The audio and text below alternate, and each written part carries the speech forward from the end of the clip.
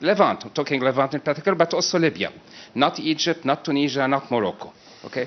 As alien as the model was when it was imposed in the aftermath of the Great War, and as destructive as it was of its elites and of its patterns of communication and of its city networks, etc., it did leave, not unlike what happened in Yugoslavia for that matter, it did leave some residual positive outcome, which is the creation of a common ground. Sometimes that common ground was in the form of intermarriages. Sometimes the common ground was in the form of an urban class, middle class at times, that is able to transcend the regime or even if co-opted by the regime. The problem with the solutions that suggest some sort of recognition, presumably, of presumed organic essential realities, such as Sunni, Shia, Maronite, etc., or even Kurdish, that it completely bypasses that positive outcome. Because what we have, if someone is an urban Damascene whose mother is Alawi, whose father is Shia, he has some Kurdish blood in him, some Druze wife or whatever, what do they do? Well, I mean, this is where I think it's important, and this is what I'd like, Bassam in particular, if you expand a little bit on the type of formula or the type of new thinking. I have to tell you that the region is lacking that type of new thinking. And quickly say that in the case of Bulgaria, for example, or in the case of the Balkan, you may not have to do much of that because you resolved it back in the 19th century when effectively you engaged in what I hope that we won't be engaging in the region, homogenization, or a less favorable word might be ethnic cleansing, meaning all over the place. So please, Bassam. Thank you. We'll collect several questions and we'll refer back to the panel. Please. Two very brief questions. I am Shahin Alpay from Turkey. I have two very brief questions. One question to Rasidagic. Both Joseph Bahout and Bassam Al-Kuwatli argued that some sort of a power-sharing solution is inevitable and, as far as I understood, possible. What I gathered from your presentation is that power-sharing solutions don't always work. And Bosnia, the imposed power-sharing, is not working in Bosnia. Did I understand you correctly? And my second question to Al-Kuwatli, you seem to exclude some sort of disintegration of Syria in terms of an Alawite, a Sunni, and a Kurdish state. Why is that so inevitable? Thank you very much. You? Moment. Yeah. Hello? Yeah. Thank you. My question is very similar to... Introduce yourself, please. Sorry, Nadim Shhadi from Chatham House and from Lebanon. The phenomenon that we're talking about, this disintegration of the state, I mean, what Joe talked about is a 20th century model, basically. Essentially a 20th century homogenizing model of which the worst possible type was Kemalism, or the best possible type, depending on whether you favor it or not. But and this sort of 20th century state, the strength of the state was global, and it is disintegrating in a global in a global sense. I mean, what's happening in Sofia now, what you described, what Vasila described on happening is part of that phenomenon. Occupy Wall Street, the Greek revolts. It's part of the disintegration of that 20th century model of a state. So my question to Joe is that, and to the others, that the difference with Ta'if is that Lebanon skipped the 20th century. We never really joined it. What we call civil wars were really attempts to impose that model in Lebanon, and they failed. So as a result, Lebanon has a head start. We are ahead of the game because we have nothing to dismantle.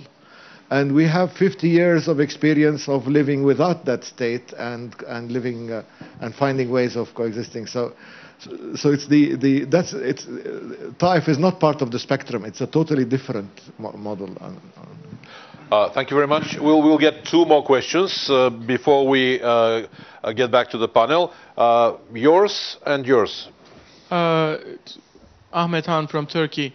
The question is to Joseph Bahout. As you were ending your speech, you talked about the end of Sykes-Picot and a new order in the Middle East emerging, which surpasses the nation-state idea. Can you elaborate a bit more on that? Thank you very much. And you? كينان قوجا من سوريا. سؤالي أيضا لجوزيف. سؤالي لك. تتحدث عن الصيغة العراقية أو اللبنانية كسقف للتوقعات في مرحلة سوريا ما بعد الأسد. فعن أي ربيع عربي وعن أي تغيير ديمقراطي نتحدث إذا كانت هذه الصيغة هي ما سيحكم سوريا في المستقبل. And shortly, please, shortly. سؤالي لجوزيف تحدث عن أن الصيغة اللبنانية أو العراقية هي سقف التوقعات لمستقبل سوريا ما بعد الأسد. فعن أي ربيع عربي وعن أي تغيير ديمقراطي نتحدث في سوريا.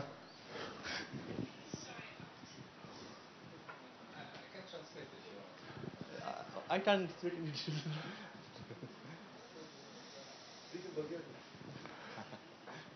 Okay. Okay.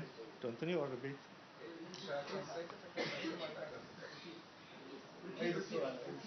Repeat. Okay. Start.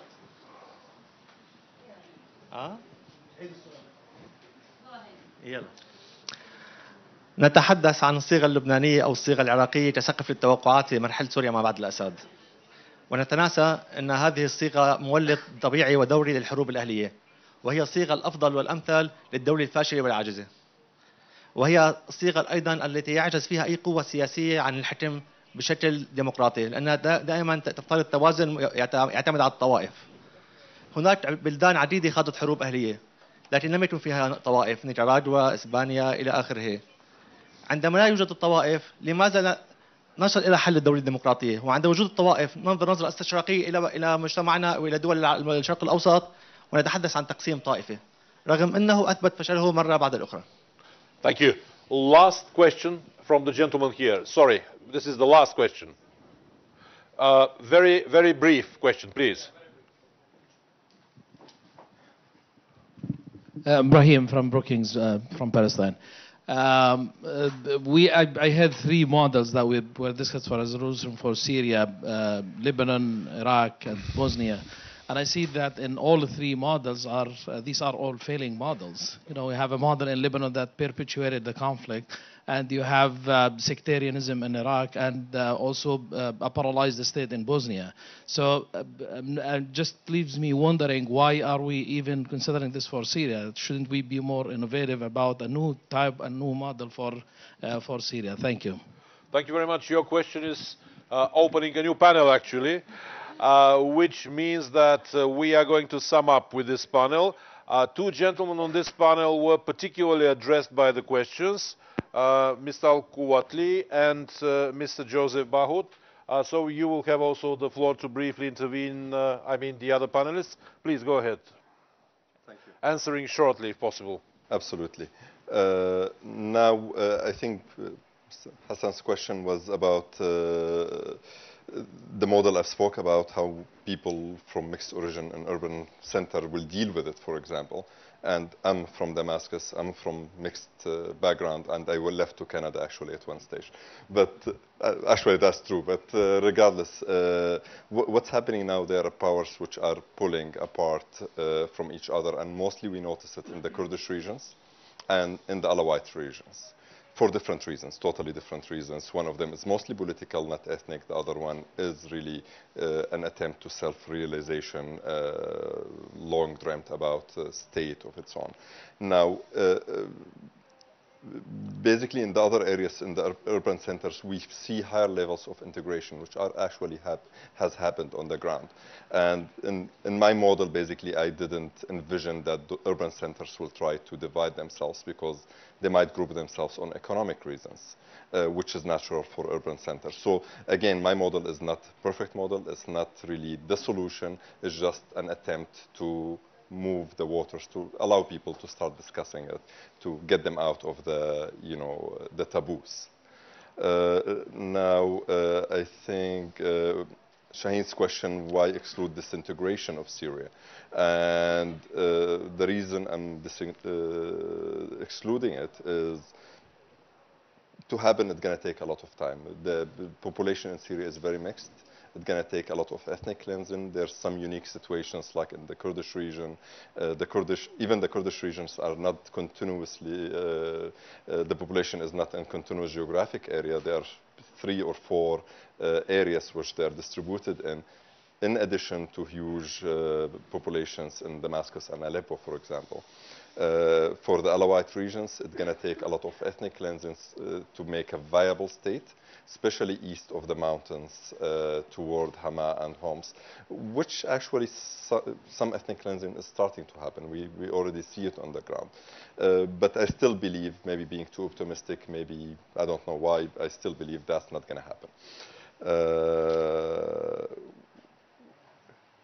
With Ibrahim's question saying why considering current models, actually I'm trying to avoid the current models. I don't think any of the current model is workable for Syria. I think we need to come with something unique for Syria and something dynamic. That's the most important thing which we need to have. Thank you very much. Mr. Bahout?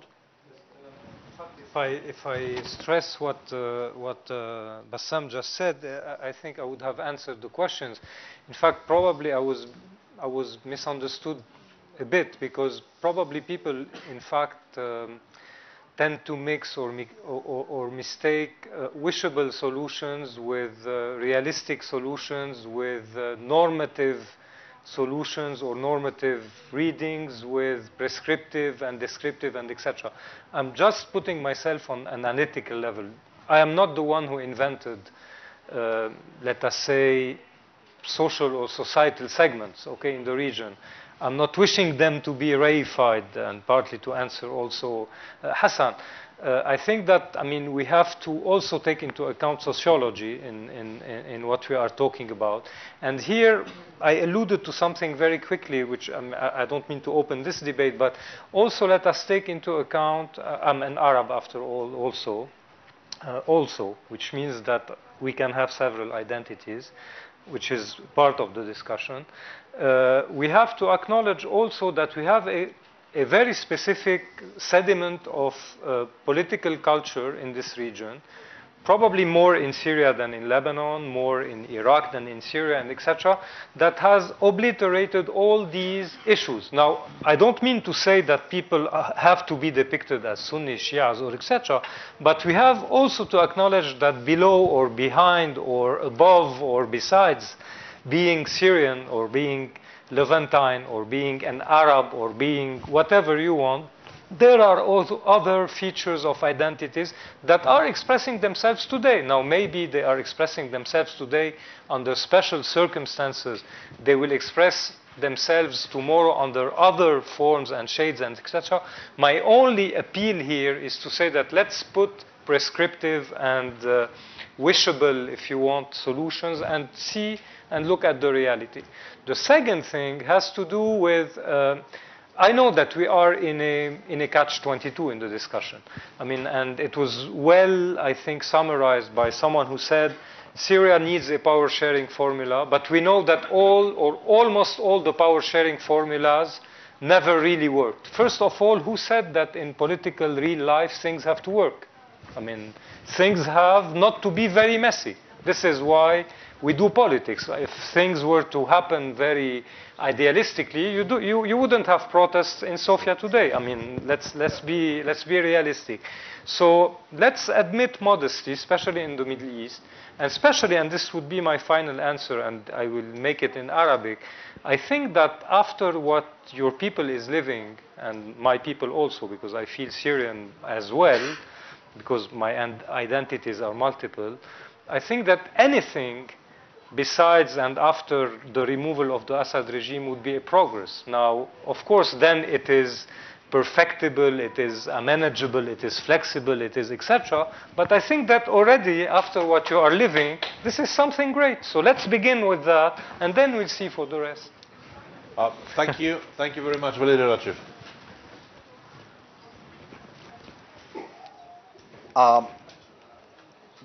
Very briefly, but very exactly.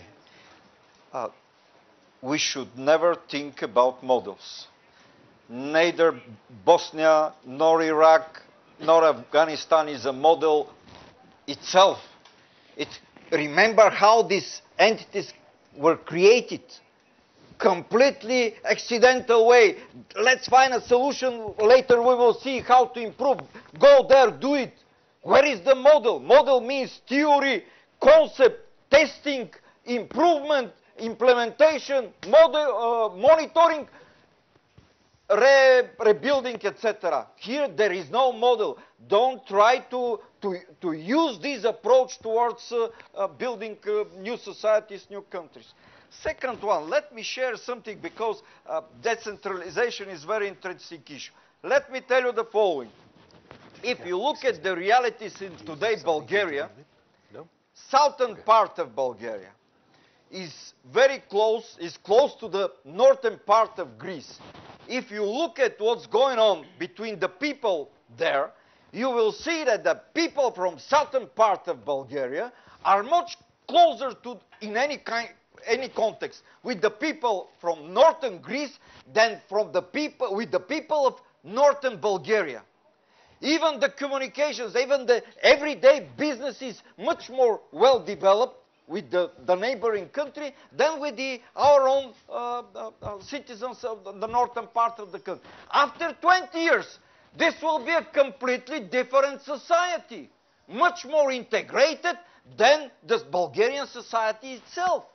Second point, look at democracy through the prism of information technologies and the new media. Democracy after 10 years will be absolutely different. The political parties will operate different way. The political system will work different way. I never forget that during the most serious crisis in '97, I think was the music idol of Arabian world in Egypt, and the Iraqi people sent 7.5 million SMS for their singer there. So this is completely different society. Could you imagine how will look the world after the next demonstration on Tiananmen, when through the social media they call their 8 million people together? The world will be completely different.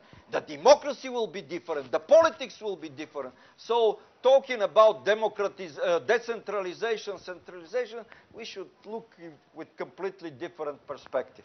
Thank you very much. It seems like we are facing a passionate dinner. But to wrap up this panel, the last word is yours, Mr. Rasidagic. To wrap up the panel, thank you. Actually, there was a question about power sharing, and I just wanted to answer it briefly. Power sharing necessary in multi-ethnic state, and especially after this kind of things happen. I mean, you can't think of a solution that doesn't involve power sharing. The problem here is that what I see both in Bosnia and Lebanon is that the power sharing structure of government is cemented, and that's really a recipe for disaster. You have to allow for some kind of rotation. I mean, I would never ever write an article or book or anything suggesting what needs to be done, because it fails, as Joseph has said, I mean, in the real world. But the thing is, what crosses my mind thinking about the possible models is some kind of rotation with fixed participation quota. I mean, you have to have I mean, you should never do it the way in Lebanon it is done, like the president is Sunni, I mean, is Maronite, and prime minister is Sunni, etc. Or in Bosnia, different kind of stuff. But you have to have a participation. You have to have a quotas, but you can make them rotational. You can ensure in a very complex legal text that if the president comes from one side and the prime minister have to come from the other side, and it's irrelevant where do they come from eventually. But no fixed solutions. I mean, otherwise you end up like in Lebanon. The sons inherit the ministries from their fathers, etc. And I would definitely agree on who said that Lebanon is blessed with being I would say postmodern state. I mean, Bosnia is the same. I mean, we were so little use of the state right now that we have already entered 22nd century probably, and we'll probably invent a new model as we go along in given this structure that we have right now. Thank you. Thank you very much. Thank you to all panelists for putting so much substance into hour-and-a-half format. Thank you to our interpreters for doing a great job for us. Thank you very much.